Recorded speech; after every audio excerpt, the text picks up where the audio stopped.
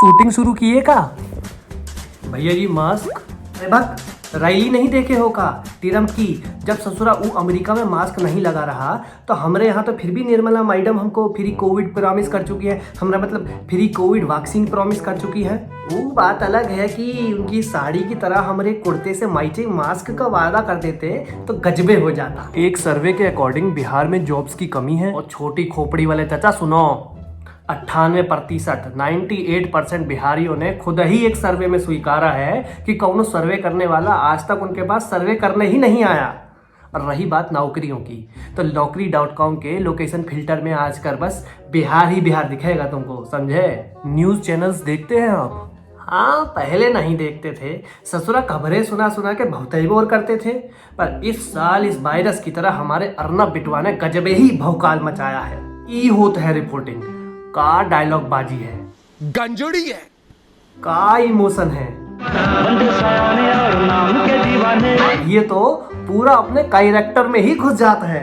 Drug दो drug दो drug दो ड्रग दो ड्रग दो मुझे ड्रग दो। ये मनोज और पंकज दोनों अपने ही क्षेत्र से निकले हैं, पर अर्नब बिटवा से बहुत ही सीखने की जरूरत है इन दोनों को भी। हमारा तो साफ हिसाब है, जो पिलाएगा विस्की वोट होगी उसकी, और जिसने ऐसी बात सोची समझो गई सरकार उसकी।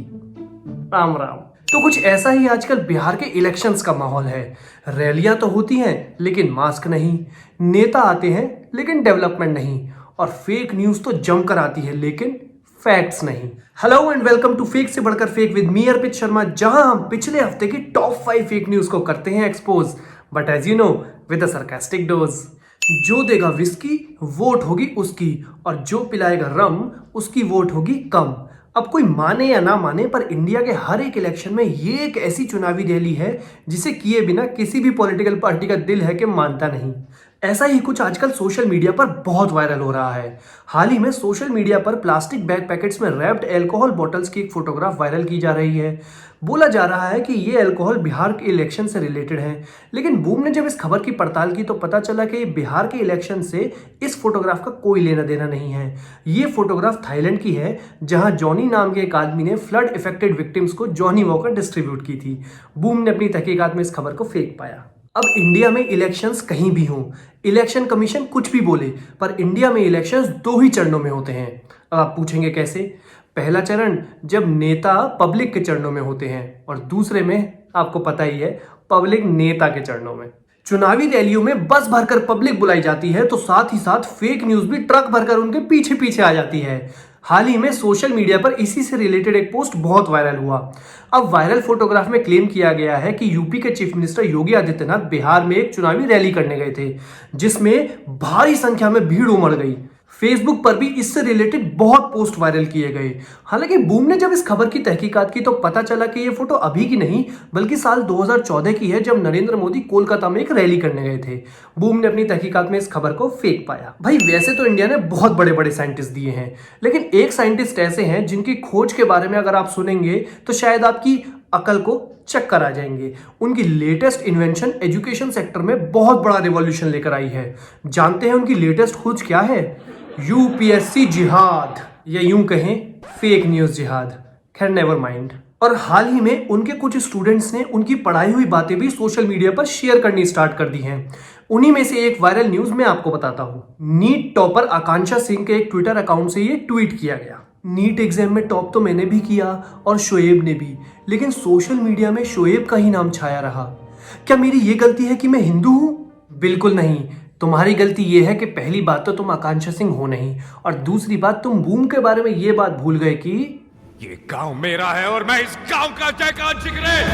अब बूम की तहकीकात में पता चला कि आकांक्षा सिंह का तो कोई ट्विटर अकाउंट है ही नहीं, और इस बात को उनके फादर ने भी कंफर्म किया है। ये ट्वीट एक फेक ट्विटर अकाउंट बनाकर किया गया था, जिसकी बायो में टॉपर तक की स्पेलिंग टोपर लिखी हुई थी। वो कहते हैं ना, नकल के लिए भी अकल की जरूरत होती है। बूम ने अपनी तहकीकात में इस खबर को फेक पाया। इंडिया में कोरोना अब उस स्टेज पर पहुंच चुका है जहां पर मास्क वायरस से बचने के लिए नहीं बल्कि पुलिस से बचने के लिए लगाया जा रहा है। जैसे ही पुलिस की पोस्ट निकली पीछे, मास्क होता है नीचे। मास्क से रिलेटेड है हमारी अगली फेक न्यूज। हाल ही में सोशल मीडिया पर west Bengal BJP chief Dilip Ghosh की एक फोटो बहुत वायरल की गई। अब फोटोग्राफ में वो एक हॉस्पिटल में दिखाई दे रहे हैं जहां कैलाश विजयवर्गीय और बीजेपी के कुछ और लीडर्स उनसे मिलने आए हैं, वो भी बिना मास्क के। यहां मैं आपको बता दूं कि दिलीप घोष को हाल ही में कोविड-19 पॉजिटिव पाया गया है। हालांकि बूम ने जब इस खबर की पड़ताल की तो पता चला कि ये फोटो अभी की नहीं बल्कि साल 2018 की है, जब उस टाइम वो हॉस्पिटल में एडमिट थे और ये सारे बीजेपी के लीडर्स उनसे मिलने आए थे।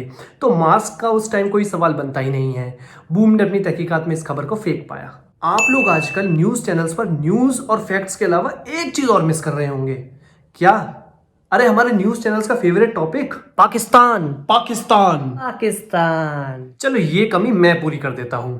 हाल ही में पाकिस्तान में सिविल वॉर पर फेक न्यूज फैलाकर जमकर ट्रोल होने के बाद सोशल मीडिया पर इंडिया में एक फोटो बहुत वायरल की गई और ये फोटो भी पाकिस्तान की है। हाल ही में पाकिस्तान में हुई अपोजिशन पार्टीज की रैली में हिंदुस्तानी झंडे फहराए जाने का क्लेम किया गया। एक ट्विटर यूजर तो चक दे इंडिया का शाहरुख खान तक बन गया।